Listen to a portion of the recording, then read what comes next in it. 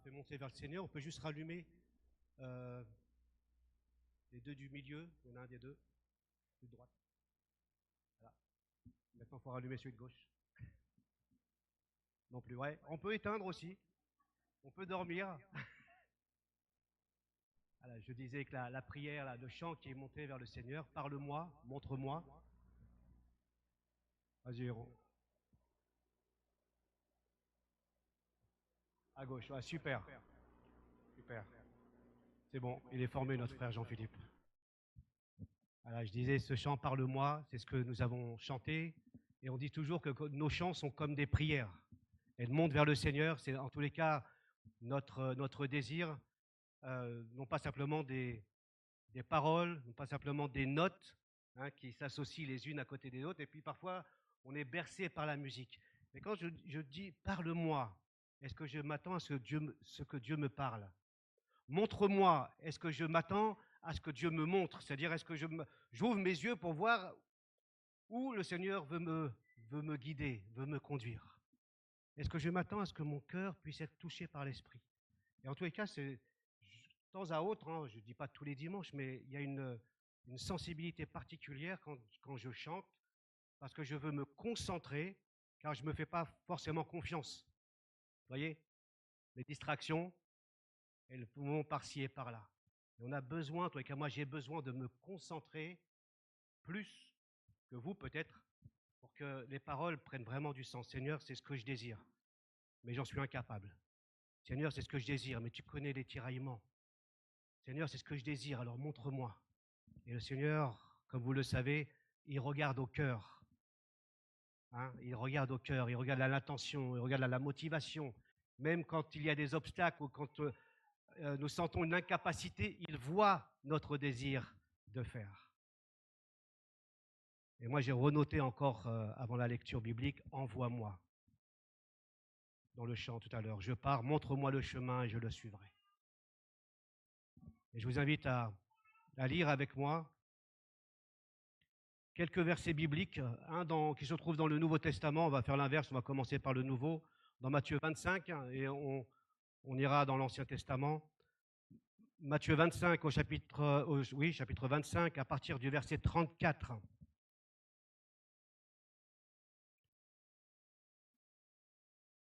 C'est Jésus qui parle, et je vais juste couper le verset 34, quand Jésus parle à ses disciples, et il dit « Venez, vous qui êtes bénis par mon Père, prenez possession du royaume qu'il a préparé pour vous depuis la création du monde. Car j'ai eu faim, et vous m'avez donné à manger. J'ai eu soif, et vous m'avez donné à boire. J'étais un étranger, et vous m'avez accueilli chez vous. J'étais nu, et vous m'avez donné des vêtements. J'étais malade, et vous m'avez soigné.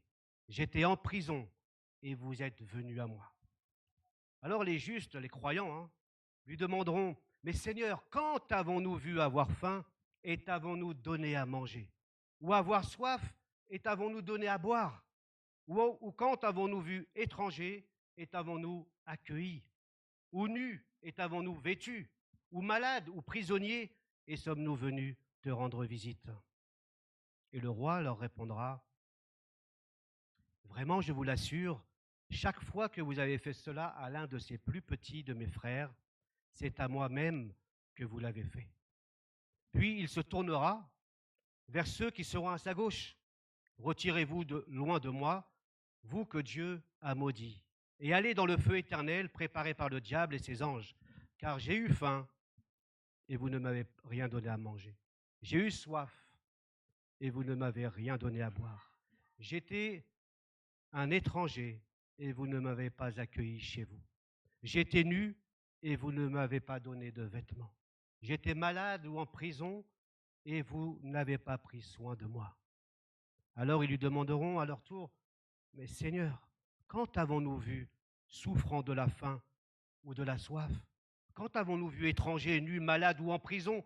Ou avons-nous négligé de te rendre visite? » Alors il leur répondra, « Vraiment, je vous l'assure, chaque fois que vous n'avez pas fait cela à l'un de ces plus petits, c'est à moi que vous avez manqué de le faire. »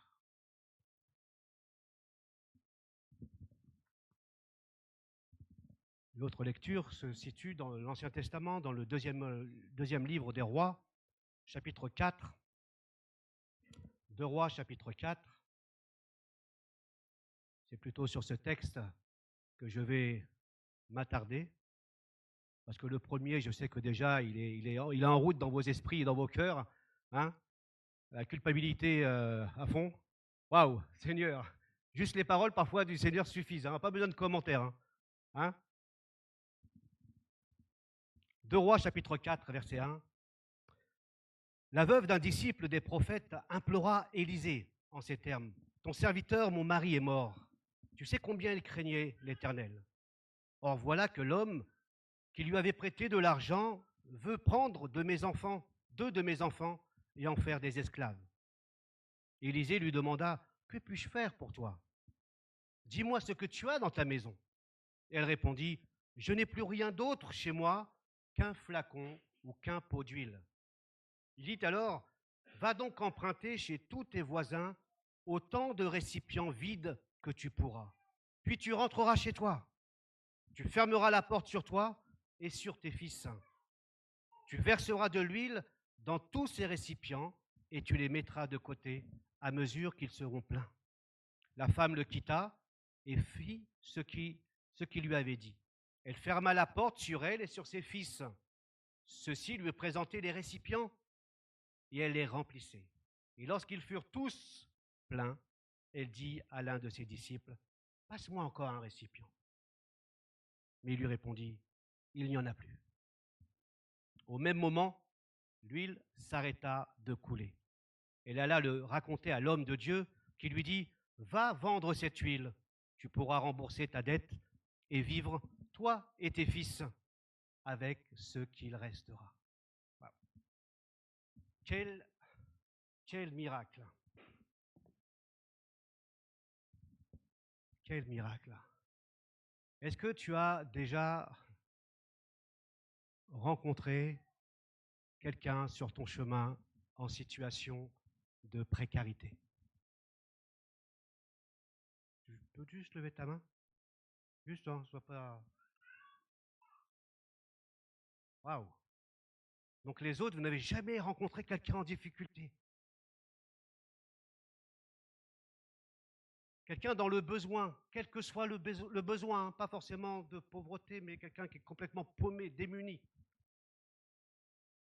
Ah, on a tous.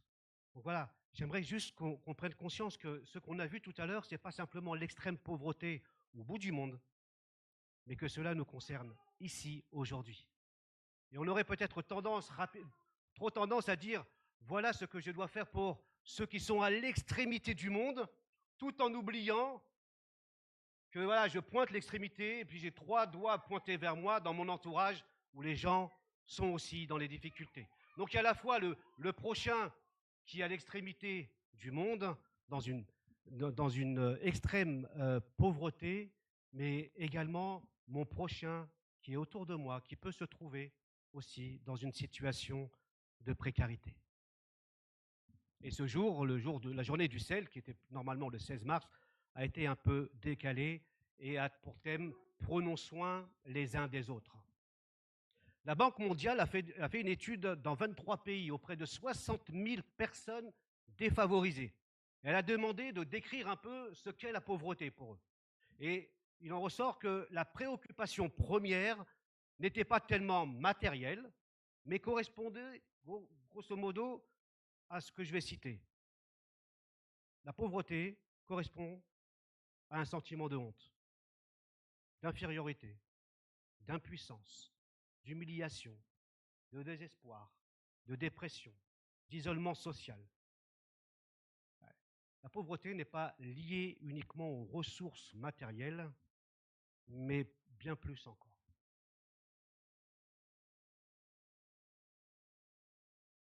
Cette étude poursuit en montrant que la pauvreté est plus qu'un simple manque de ressources.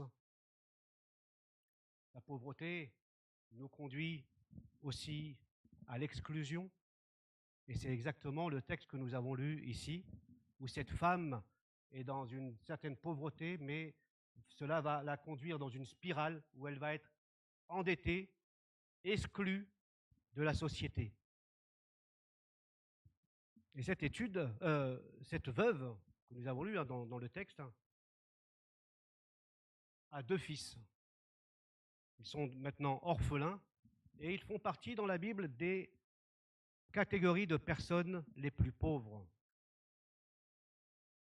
Vous vous souvenez, on y reviendra là-dessus, que Dieu est le Dieu de la veuve, de l'orphelin et de l'étranger. Autrement dit, les personnes qui sont exclues de la société, en marge de la société. Car plus vous êtes pauvre, plus vous êtes exclu de cette société. Et cette femme, devenue veuve, eh bien, doit vendre ses 2 fils pour pouvoir payer la dette. Je ne reviendrai pas sur le texte que nous avons lu ensemble. Et la loi de Moïse, en effet, autorisait aussi à vendre ses enfants pour payer une dette, tout en mettant en place des garde-fous pour ne pas qu'il y ait un abus de pouvoir. On sait que aussi les créanciers de cette époque outrepassaient souvent ces règles et abusaient de leurs droits en agissant d'une manière inhumaine.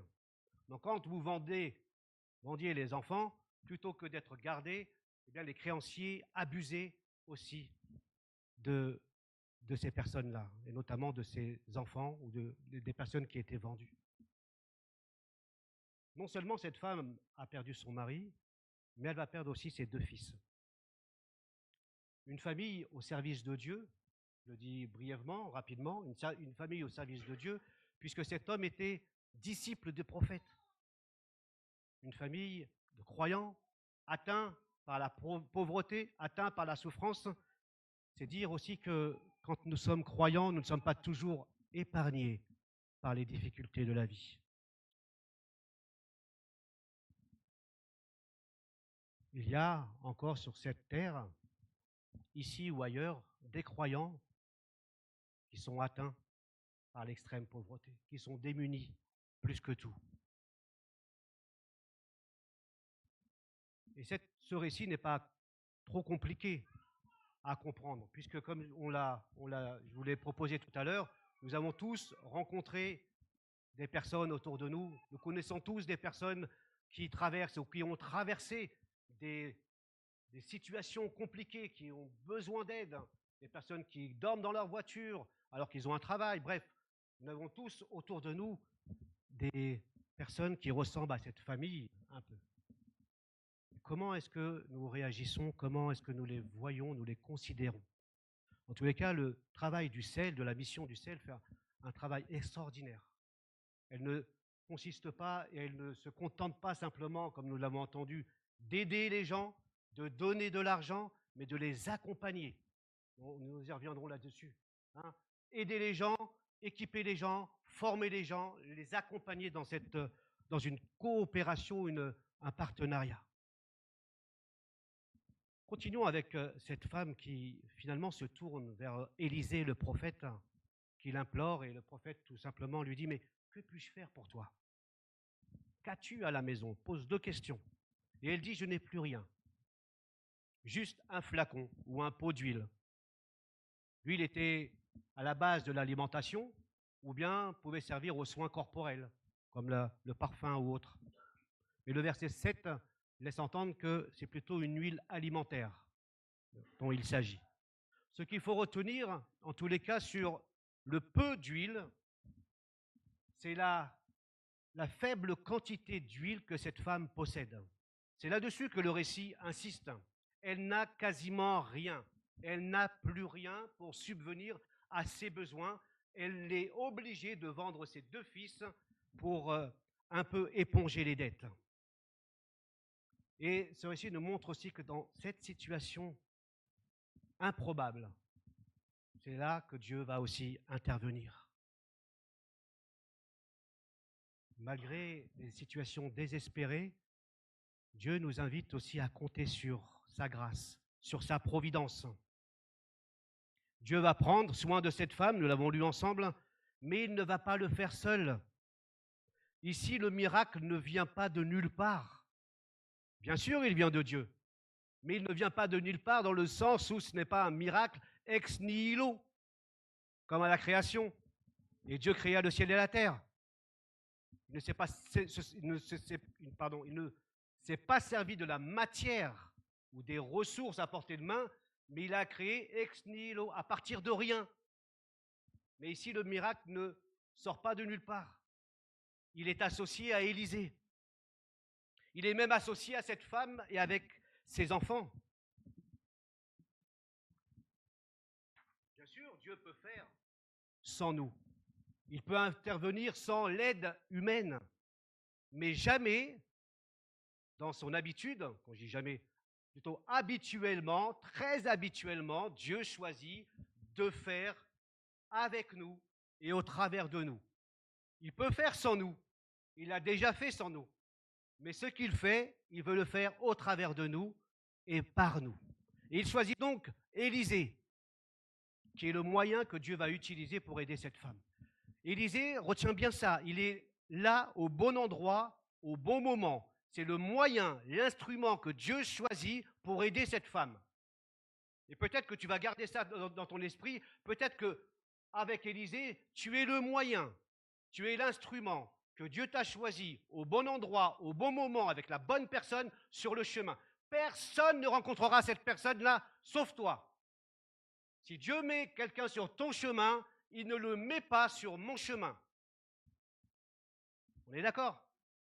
Et souvent, moi en tout cas, parfois j'ai des appels téléphoniques où j'ai quelqu'un qui me dit tiens, il faudrait voir quelqu'un, il est dans une difficulté terrible. Oui, fais-le. Moi, je ne le connais pas. Fais-le d'abord. Va d'abord. C'est toi qu'on a contacté, c'est pas moi. Et vous devez faire la même chose. Quand quelqu'un vient vous voir en disant tiens, il y a quelqu'un qui a besoin, fais-le. Après, peut-être je vais t'aider. Mais fais-le déjà.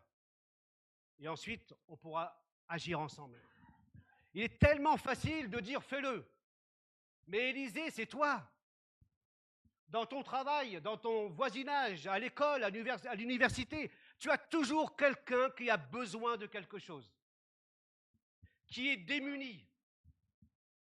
Peut-être matériellement, il n'a plus de ressources matérielles. Peut-être qu'il est pauvre aussi parce qu'il n'a pas de raison de vivre, il cherche quelque chose. Il est démuni, il est vide. Et si Dieu le met sur ton chemin, c'est peut-être que tu vas être l'instrument de Dieu pour remplir quelque chose, remplir sa vie de quelque chose. Pas simplement de ressources humaines, mais de la grâce de Dieu, de l'espérance que Dieu nous donne en Jésus-Christ. Et j'aime bien la devise, notre sœur n'est pas là, Françoise, la devise de l'armée du salut, vous connaissez? Les 3 S.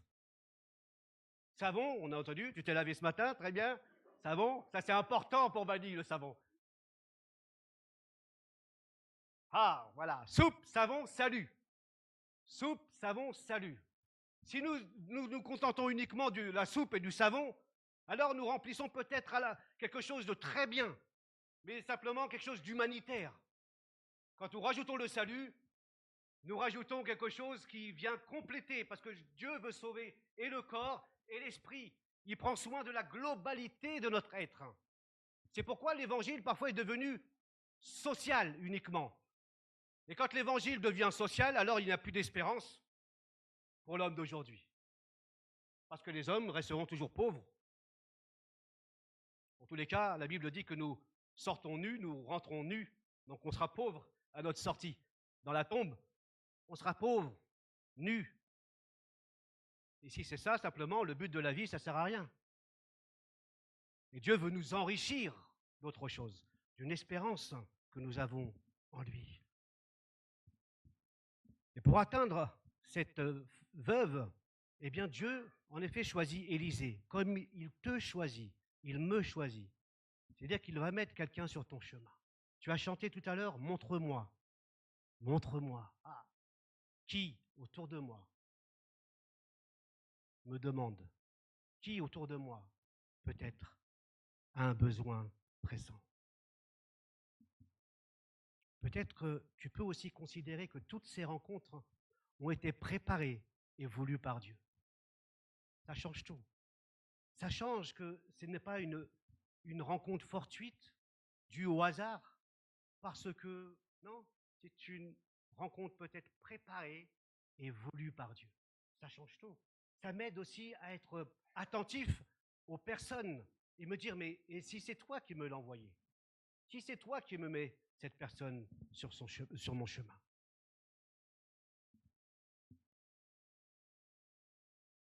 Si l'auteur prend le soin aussi de souligner le peu d'huile ou la faible quantité d'huile, c'est aussi en partie que nous risquons de nous dire, mais nous n'avons pas les ressources suffisantes, nous n'avons pas les moyens suffisants, nous n'avons pas les capacités suffisantes pour aider, accompagner quelqu'un. J'en suis pas capable. Et nous aimerions, comme je l'ai dit tout à l'heure, que les autres le fassent à notre place, parce qu'ils vont s'en occuper mieux que nous. Je ne dis pas qu'il ne faut pas le faire. Il y a des moments où tout ce qui est en lien avec les problèmes de papier, la régularisation des papiers, je ne sais pas, voilà, je ne m'y connais pas, c'est du coup de me renseigner, ça serait une perte de temps, donc j'oriente vers des organismes déjà très opérationnels dans ce domaine.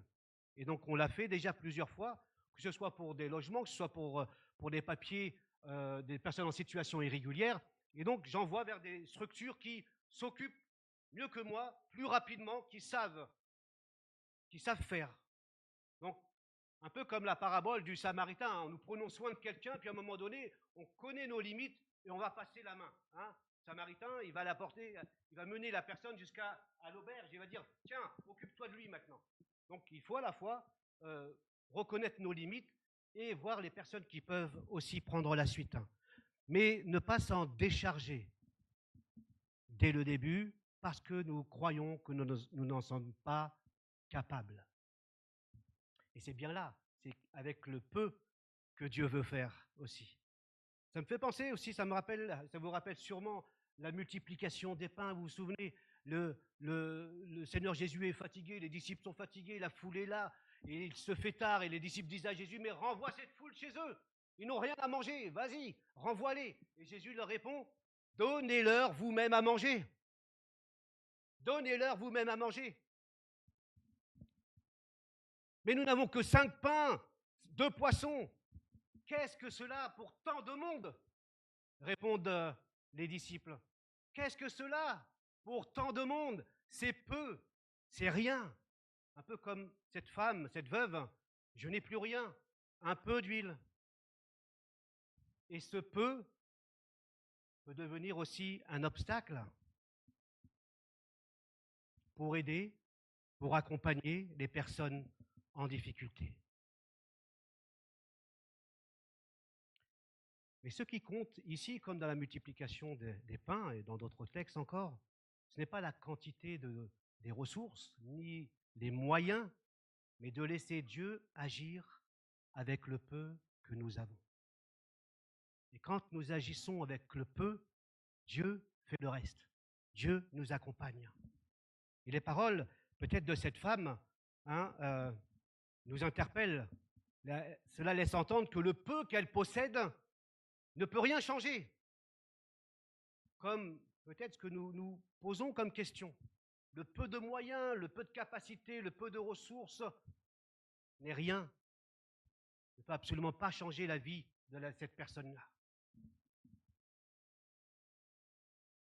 Je me souviens d'une sœur qui était vraiment en difficulté et donc j'avais contacté quelques personnes de l'église parce que la seule chose qu'elle voulait, c'est être accompagnée au tribunal d'Évry pour une situation difficile. Et être seule, c'était terrible. Et je me souviens que 2, 3 ou 4 sœurs sont parties avec elle au tribunal d'Évry. J'ai peu, mais le peu, je suis là. Et ça a été d'un réconfort incroyable. Et vous avez tant de possibilités avec le peu que nous avons, peu de ressources, mais Dieu nous encourage avec le peu que nous avons. Ce qui est frappant aussi, c'est cette coopération que nous lisons dans ce texte entre Élisée, cette femme et ses enfants. Chacun va agir selon les moyens, en utilisant les moyens naturels qui sont à leur portée de main. Élisée sera là pour conduire les choses, va prendre les pots, va chez tes voisins et demande des pots vides. Et c'est ce qu'elle va faire. Elle va chercher des pots vides chez des voisins, dans tout le voisinage. Autant que cela puisse Autant de pots que tu peux rapporter à la maison, rapporte-les à la maison avec tes fils. Et c'est ce qu'elle fait avec ses fils. Et donc on a une coopération avec cette veuve et Élisée, et non pas un assistanat. Non pas un assistanat.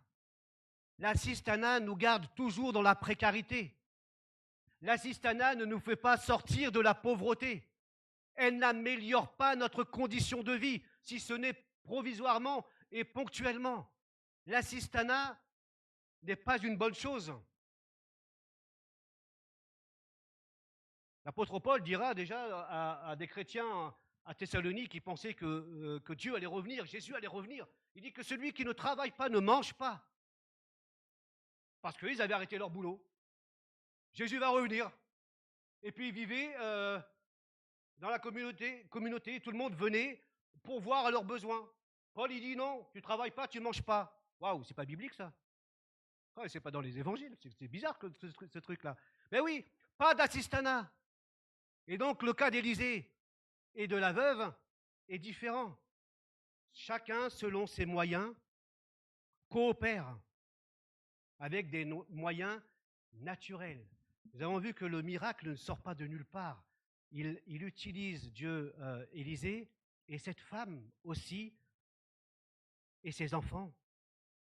Et c'est ainsi qu'ils vont voir la grâce et la providence de Dieu opérer dans leur vie. Tout au long du récit, c'est Dieu qui est à l'œuvre. Parce que c'est Dieu qui conduit les choses. Mais encore une fois, je l'ai dit, il ne fait pas sans nous, il veut le faire avec nous.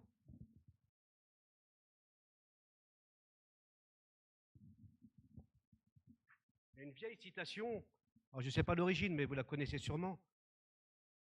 Donne un poisson à un homme et il mangera une journée. Apprends-lui à pêcher, il mangera toute sa vie. Rien. Et le ciel fait un travail extraordinaire dans ce domaine. Et quand nous faisons un travail comme ça, à notre portée, autour de nous, nous devons viser la même chose. Apporter de l'argent, c'est très facile. En plus de ça, ça apaise mon esprit.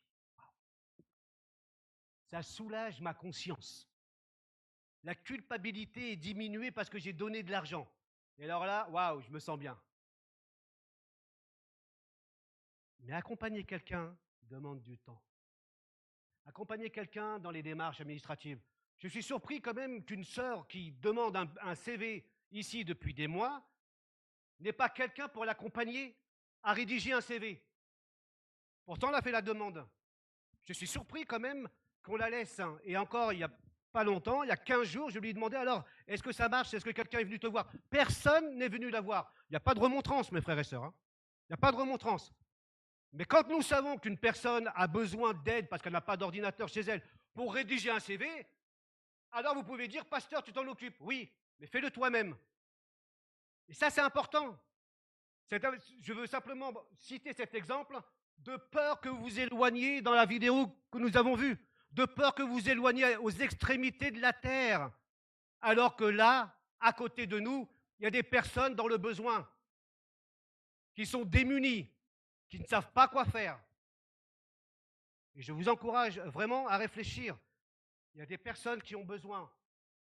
Et donc, si vous êtes disponible, parle-moi, montre-moi.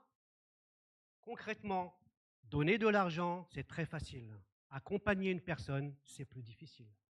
L'accompagner à chercher de l'emploi, la véhiculer avec une voiture pour aller chercher un emploi, l'aider à rédiger des lettres ça demande du temps, voyez? Et personnellement, je préfère donner de l'argent parce que c'est plus direct, c'est plus facile et je suis tranquille. Et là, je parle en votre nom aussi, d'accord? Vous avez compris un peu la rhétorique, je parle en votre nom aussi.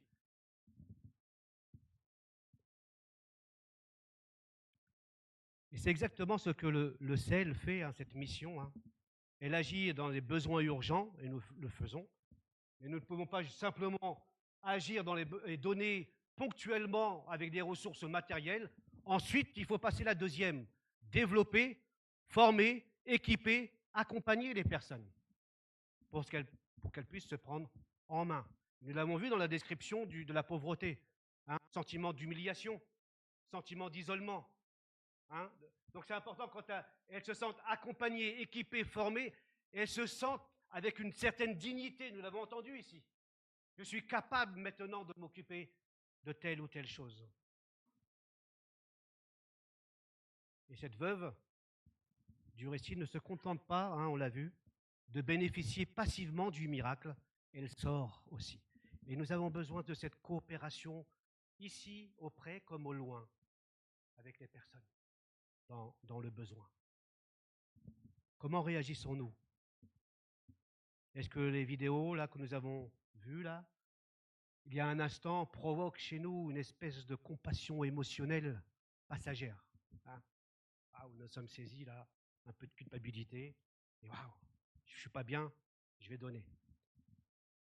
Et la compassion, je l'ai souvent dit, elle n'est pas émotionnelle et passagère, elle se concrétise. La compassion de Dieu, quand il est dit que Dieu avait compassion, il met en action quelque chose. Il va au-devant des personnes. Quand Christ a compassion des lépreux, des malades, etc., il va les voir, il va même au contact de ces personnes. Ce n'est pas une compassion émotionnelle, passagère. Ce n'est pas il faudrait faire ceci, il faudrait faire cela. Ça, moi, je sais faire aussi. La compassion, elle nous dirige vers les autres. Et Élisée était à la bonne place, au contact de la personne. Et prendre soin des uns et des autres, c'est ressembler. C'est imiter notre Dieu. Il est le Dieu de la veuve, de l'orphelin, de l'étranger, nous l'avons lu. Il a cette compassion particulière pour ceux qui sont en marge, exclus, qu'ils soient croyants ou non. Il ne s'agit pas ici d'une compassion émotionnelle passagère. Deutéronome 15 nous dit déjà, verset 11 nous dit, il y aura toujours des nécessiteux dans le pays. C'est pourquoi je t'ordonne d'ouvrir toute grande ta main à ton compatriote, aux malheureux et aux pauvres dans ton pays. Et Dieu met en effet sur notre route des personnes, un compatriote, un malheureux, un pauvre, un ami, je l'ai dit, à l'école, au travail. Ouvre ta main. Un autre texte qui va dans ce sens, quand tu donnes un déjeuner, Jésus dira, ou un dîner, n'invite pas tes amis, ni tes frères, ni ta parenté, ni de riches voisins. Bon, tu peux le faire, c'est pas ça que Jésus dit. Hein. Tu peux le faire, mais il continue. N'invite pas tes amis. Non, parce qu'eux, ils vont pouvoir te rendre la chose. Non, si tu donnes une réception, invite les pauvres, les estropiés, les paralysés, les aveugles, autrement dit, ceux qui sont exclus, ceux qui n'ont plus rien. Invite chez toi. N'envoie pas de chèque, invite chez toi. Tu vois la différence? Ce texte nous invite à la proximité. Invite chez toi, va au contact de ces personnes. Jésus poursuit, quand tu vas voir un malheureux en prison, ceux qui sont nus, etc., ou quand tu donnes un verre d'eau, c'est à moi que vous l'avez fait. Voyez, quand tu arrives à visiter quelqu'un en prison, quand tu vas dans les hôpitaux, tu n'es pas loin des gens. Jésus nous invite à une proximité relationnelle. Ces pauvres-là, est-ce que tu es prêt à les inviter chez toi? Ou est-ce que tu as peur que ça sente après chez toi? Ah. Ou est-ce que tu as peur qu'ils s'installent chez toi? Moi, je suis très interpellé avec ça. Et quand même, Seigneur, je ne vais pas au coin de rue appeler les pauvres, quoi. C'est bon. Je vais les aider là où ils sont. Et tu vois, on est dérangé parce que nous, on aime inviter ceux que nous aimons. Jésus dit, tu vas inviter ceux que tu ne côtoies pas, ceux que tu ne recherches pas naturellement, ceux qui ne peuvent pas te rendre l'appareil. Voilà ce que Jésus dit. Et il ne dit pas que tu vas les aimer, les soutenir de loin. Il va dire, il va falloir que tu les prennes avec toi. Il va falloir que tu les prennes avec toi. Il va falloir que tu ailles prendre un café avec eux. Ah, moi, j'aime Jésus parce que parfois, il dérange, mais pas pour te faire du mal, il dérange. Parce que lui, c'est ce qu'il a vécu. Hein. On est admiratif à l'égard de Jésus. Il touche un lépreux alors qu'il était contaminé, peut être contaminé rituellement selon la loi de Moïse. Il nous dit, il franchit les barrières. Il nous montre, voilà, comment est-ce qu'on doit suivre ce modèle-là. Donner un verre d'eau, visiter les malades, les prisonniers, implique une proximité relationnelle. Pas à distance. Pas à distance. Je ne sais pas comment font les églises virtuelles, comment ils font les visites. Oui, oui. Les évangiles disent, l'apôtre Jean dit, nous l'avons vu, nous l'avons touché, nous l'avons, voilà, touché. Le relationnel, il est là. C'est relationnel. Nous avons été créés comme des êtres relationnels. Nous n'avons pas été créés comme des êtres virtuels. Ça, c'est important. C'est important. Nous avons été créés. Qui de nous aimerait se marier virtuellement? Ah, si je te promets une femme ou un mari, toi jeune, tu vas dire, tiens, hop, tu vas te marier virtuellement avec quelqu'un. Ah non, moi je veux quelqu'un de concret. Je veux le toucher, je veux lui parler, je veux lui... Vous voyez, ça ne marcherait pas là. On n'aimerait pas trop le virtuel en mariage. Et on aime le virtuel dans d'autres domaines. Ce que moi, en tous les cas, j'ai été interpellé, c'est cette implication de proximité, de relation. Tout ce que nous avons lu implique une relation, une proximité avec la personne. Des actions en plus qui sont à portée de main. Un verre d'eau, c'est pas hors de portée. Un verre d'eau pourrait même signifier le peu d'huile, vous voyez? Le simple verre d'eau, c'est que j'ai rien. J'ai même pas de sirop de grenadine ou de citron. Un verre d'eau, c'est peut-être le peu que nous avons, mais tellement important pour le Seigneur. Parce que toutes les fois, nous l'avons lu ensemble, que nous accomplissons ces choses, c'est comme pour le Seigneur que nous le faisons, à l'un de ses plus petits. Et nous le faisons parce que l'amour de Dieu nous conduit à le faire. De même qu'il aime, il a compassion de la veuve, de l'orphelin et de l'étranger, de même l'amour de Dieu a été déversé dans notre cœur, qui à notre tour, irradie autour de nous. Pauvre ou non, l'amour de Dieu se manifeste. Nous avons été au bénéfice de la compassion de Dieu, vous savez. Nous étions pauvres, la Bible dit. Nous étions pauvres, éloignés de Dieu, mais d'une autre pauvreté. Pas une pauvreté matérielle, mais une pauvreté spirituelle. La Bible dit, car vous savez comment notre Seigneur Jésus-Christ a manifesté sa grâce envers nous. Lui qui était riche, il s'est fait pauvre pour vous, afin que par sa pauvreté, vous soyez enrichis. Waouh! Nous étions pauvres. Et c'est pour ça que, comme je le disais tout à l'heure, si nous visons simplement à la pauvreté matérielle ou les ressources matérielles, nous passons à côté du plan de Dieu, qui veut à la fois nourrir matériellement, mais aussi sauver l'homme. Il nous a enrichis. Il nous a fait sortir de notre pauvreté spirituelle, parce que sans Dieu, nous sommes pauvres. Job dira, nu je suis sorti, nu j'irai dans la mort, dans le tombeau. Et donc si nous n'avons pas d'espérance, nous resterons pauvres sans Dieu. Et c'est la raison pour laquelle Jésus est venu dans son ministère. Il a dit, l'Esprit du Seigneur est sur moi, il m'a oint pour annoncer une bonne nouvelle aux pauvres. Il m'a envoyé pour annoncer aux captifs la délivrance, pour apporter la liberté aux opprimés. Voilà aussi ce que Dieu veut accomplir dans notre vie. Il veut nous sortir de cette pauvreté spirituelle. Il veut nous apporter vraiment une liberté en étant réconciliés avec lui. Il veut se servir de toi comme de moi aujourd'hui pour aider quelqu'un. Tu es l'Élysée que Dieu a placé.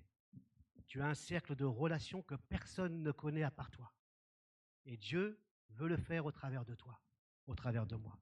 Je t'invite à la prière et peut-être le chant « Parle-moi », si on peut juste le reprendre une fois.